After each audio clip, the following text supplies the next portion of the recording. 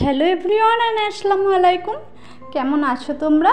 আশা করব যে যেখান থেকে আমার ভিডিওটা দেখছো প্রত্যেকেই খুব ভালো আছো আর সুস্থ আছো। আমরাও কিন্তু বেশ ভালো আছি। তো আজ বুধবার, এখন বাজে সকাল 6টা, আর আমি এখন থেকে আমার ব্লগটা স্টার্ট করলাম। তো দেখো, সকালে উঠে আমি ঘরে টুকিটাকি যা কাজ ছিল সেসব সেরে ব্রাশ ট্রাশ করে কিছু ড্রাই ফ্রুটস খেয়ে নিলাম, যেটা আমি রোজই করে থাকি। আসলে কি বলো তো, স্বাস্থ্যই হলো সম্পদ। কারণ সবার আগে আমাদের নিজের শরীরটা আমাদের দেখা উচিত, তবেই না আমরা সমস্ত দিকে অ্যাক্টিভ থাকতে পারবো, সমস্ত কাজ করতে পারবো এনার্জির সাথে। যে কারণে আমি সকালে ড্রাই ফ্রুটসটা খেয়ে নিলাম। আর আজকে বেটু আর ওর পাপা ওরা কিন্তু এখনও ঘুম থেকে ওঠেনি, যে কারণে আমি ভাবলাম আমি আমার কাজটা এগিয়ে নিই। প্রতিদিনের মতো যেমন রান্নার কাজ থাকে সবার, তো সেটাই আমি এগিয়ে নিতে এলাম। আর কি বলো তো, চাটা যদি এখন করে রেখে দিই আবার ঠান্ডা হয়ে যাবে, আবার সে গরম করো, আবার একটা ঝামেলার ব্যাপার। তার থেকে একেবারেই যখন চা খাবো তখনই চাটা করব। সেই জন্য এখন আর করলাম না, হাজব্যান্ড উঠলে তখনই চা করে একসাথে খাবো। কি বলো তো, যেহেতু আমরা দুটো মানুষই এখানে থাকি, সেই জন্য আলাদা আলাদা করে খেতে আর ভালো লাগে না। আর এই সকালটাই কিন্তু আমরা একসাথে চা খেতে পাই। বাকি টাইম ও চলে যায় ওর ডিউটিতে, তো সারাদিন আমাকে একাই থাকতে হয় ছেলেকে নিয়ে। তো ব্যাস এইভাবেই চলে। আর দেখো, তোমাদের সাথে এভাবে গল্প করতে করতে আমার কিন্তু সবজিগুলো কাটাকুটিও হয়ে গেল। আর এর মধ্যে হাজব্যান্ড উঠে গেছে, তো তাই ভাবলাম তাহলে এবার চাটা বসিয়ে দিই। তাই এখানে দেখো আমি চা করে নিচ্ছি। আসলে কি বলো তো, সকালটা যদি চাটা না খাই সেটা আবার ঠিকঠাক জমে না। কি বলো তো, চা কিন্তু আমরা ভালোভাবেই জানি শরীরের জন্য ভালো নয়, খুবই ক্ষতিকারক। তবুও অল্প একটু চা না খেলেও যেন ঠিক হয় না, তাই খুব একটা বেশি চা খায় না, ওই 1 কাপ করে একটু চা খায়, জানো তো। আর এদিকে বেটুর জন্য ওটসটাও বসিয়ে দিলাম। আর দেখো, এদিকে আমাদেরও চা খাওয়া কমপ্লিট হয়েছে। আর তারপরে কিন্তু বেটু উঠে গেছে। বেটু উঠে যেতে বেটুকেও আমি একটু ফ্রেশ করিয়ে দিচ্ছি। আসলে কি বলো তো, এখন থেকে তো ওর এইসব অভ্যাসগুলো করাতে হবে না। আমি এখন থেকেই ওর গুড হ্যাবিট আর ব্যাড হ্যাবিট কোনটা সেই বিষয়ে ওকে অনেকটা সচেতন করি। আর জানো, এগুলো করতে করতে ও কিন্তু এসবে বেশ অভ্যস্ত হয়ে গেছে। ও সকালে ঘুম থেকে উঠলে যতক্ষণ না ওকে ফ্রেশ করিয়ে দিচ্ছি, ও কিন্তু কিছুতেই এক ঘট জলও খাবে না।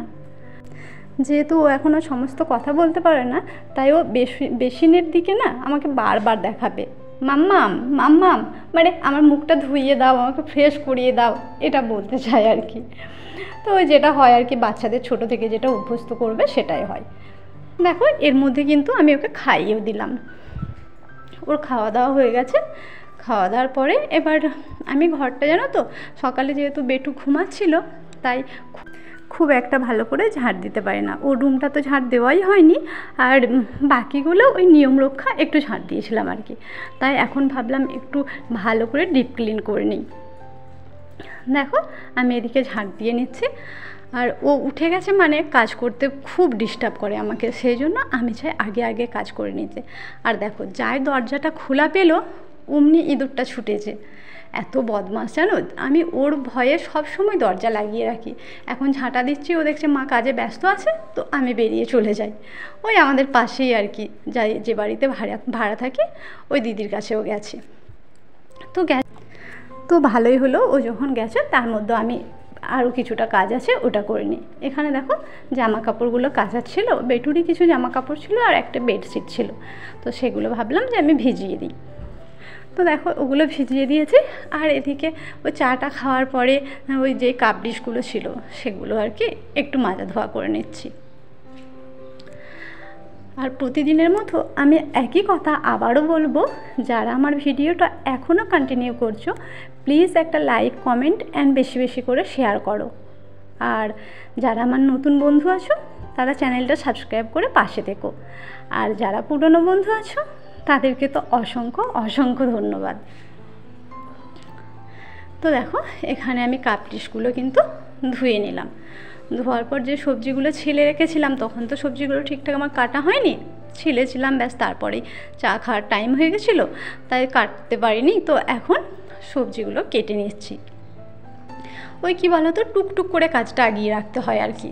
যখনই বেটু দেখি একটু মানে খেলতে যায় বা একটু ঘুমায়, ওই তার মধ্যেই কিন্তু আমি করে নিই। আর জানো তো, ও না খুব একটা বেশি খেলে না, সেই জন্য আমার কাজ করতে এত প্রবলেম। নাহলে তোমরা হয়তো ভাববে দুজনের রান্না কী আর ব্যাপার, কেন তুমি সময় পাও না, কেন তোমার এত টাইম লাগে। তো দেখো, আজকে আমি রান্না করব গিলকি আলু আর বেগুন দিয়ে একটা সবজি বানাবো। বেগুনটা জানো তো বেশ কয়েকদিন আনা হয়েছিল, ভেবেছিলাম বেগুনটা ভাজা করব, কিন্তু দেখছি বেগুনটা একটুখানি জায়গা কেমন একটু দাগ মতো লেগে গেছে, তাই ওটা বাদ দিয়ে অল্প একটু, তো আর এটাকে আর ভাজা করব কি করে, তাই ভাজা করতে পারবো না। তো ওই গিলকি আলুর সাথে দিয়ে একসাথে একটা সবজি বানিয়ে নেব।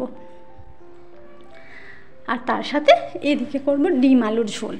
তো ডিম আলুর ঝোলটা না আমি একটু পেঁয়াজ বাটা দিয়ে করি। পেঁয়াজ বাটা দিয়ে করলে কি বলো তো, ঝোলটা বেশ একটু গাঢ় হয়, আর তার টেস্টটাও একটু অন্যরকম হয়। যেমন পেঁয়াজ কুচি করে করলে তার টেস্ট আলাদা রকম হয়, আর পেঁয়াজকে যদি আমরা পেস্ট করে নিই তার টেস্ট কিন্তু আলাদা হয়। এখানে দেখো আমি পেঁয়াজ, আদা, রসুন সমস্ত কিছু একসাথে মিক্সিং জারে দিয়ে এটাকে পেস্ট করে নেব। আর এদিকে আমি টমেটো, কাঁচা লঙ্কা এগুলোও কিন্তু কেটে নিচ্ছি। টমেটোটা আর পেস্ট করব না, যেহেতু পেঁয়াজটা পেস্ট করে দিচ্ছি, টমেটোটাও যদি পেস্ট করে দিই না অতটা ভালো লাগবে না। আর এদিকে দেখো আমার ডিমগুলোও কিন্তু সেদ্ধ করা হয়ে গেছে। এবার ডিমগুলো ভেজে নেবো। আর ডিমটা জানো তো একটু এরকম করে কেটে কেটে দিচ্ছি কেন, তাহলে ডিমের মধ্যে বেশ মশলাটা ভালোভাবে অ্যাবজর্ব করে। এদিকে দেখো আমি আলুটাও কিন্তু ভেজে নিয়েছি, আর তার সাথে সাথে আমার রান্নাবান্নাও কিন্তু কমপ্লিট। গুড আফটারনুন, আমি কিন্তু স্নান টান করে চলে এসেছি।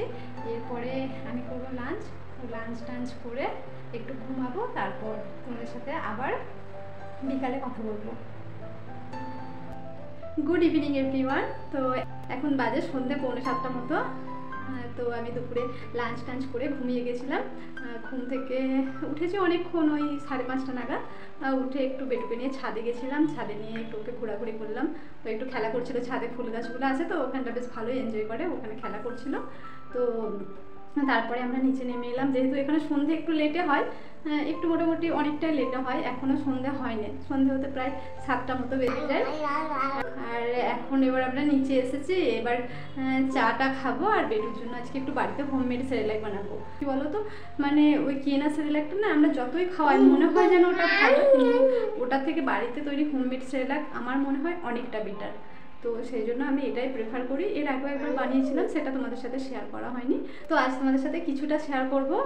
আর যদি তোমরা এই ভিডিও দেখতে চাও, আমি পুরোপুরি একটা হোমমেড সেরেলাকের ভিডিও আপলোড করব। তো চলো দেখতে থাকো।